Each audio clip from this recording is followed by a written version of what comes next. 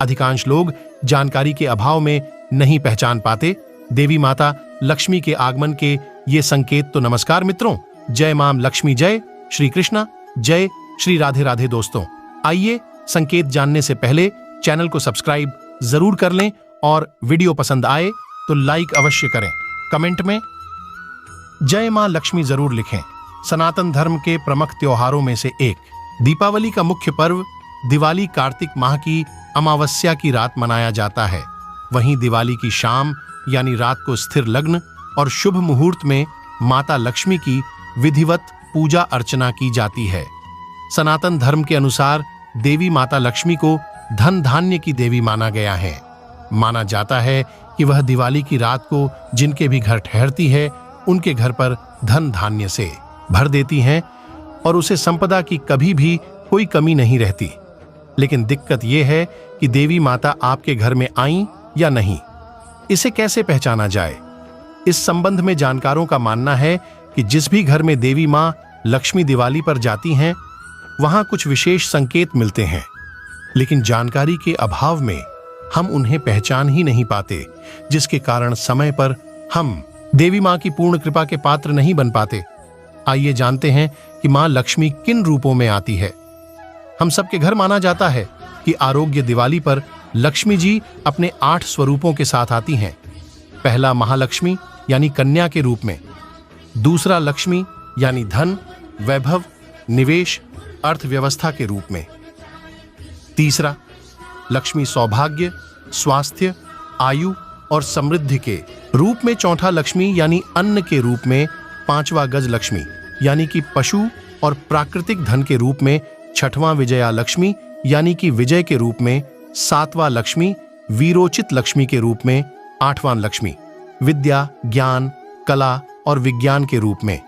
तो अब चलिए जानते हैं कि माता लक्ष्मी किन घरों को अपने आगमन के लिए चुनती है। मान्यता के अनुसार देवी लक्ष्मी दिवाली की रात को कुछ खास घरों को ही चुनती हैं और वहां अपने आगमन के विशेष संकेत भी देती हैं।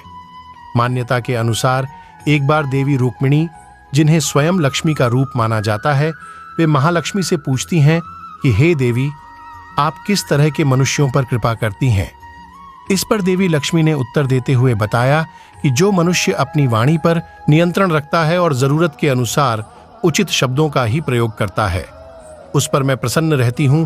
ऐसा मनुष्य मेरी कृपा का पात्र होता है।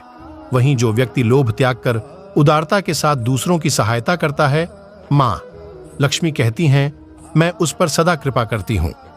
क्रोध मनुष्य की बुद्धि का नाश कर देता है। ऐसे में क्रोध आने पर व्यक्ति उचित अनुचित का ज्ञान भूल जाता है। मान्यता है कि परिणाम स्वरूप वह ऐसा काम कर बैठता है जिससे घर आई लक्ष्मी भी रूठ जाती है।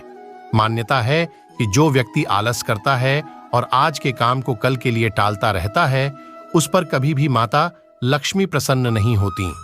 जो व्यक्ति अपनी शक्ति और संपत्ति के अहंकार में दिन रात डूबा रहता है, कहा जाता है कि देवी लक्ष्मी लंबे समय तक उसके साथ नहीं रहती। यह भी कहा जाता है कि जो व्यक्ति अपने पैसे को जरूरत से ज्यादा खर्च करता है, उसके घर से देवी लक्ष्मी रूठकर चली जाती हैं। आइए जानते हैं कि मां लक्ष्मी आपके घर आई या नहीं, इसके क्या संकेत होते हैं। दिवाली के दिन यदि आपको घर में कहीं छछूंदर दिख जाए तो यह मां लक्ष्मी के आपके घर आगमन का शुभ संकेत माना जाता है। दिवाली के दिन मकड़ी के जाले में अपना नाम बनता देखना भी मां लक्ष्मी के आगमन का शुभ संकेत माना जाता है।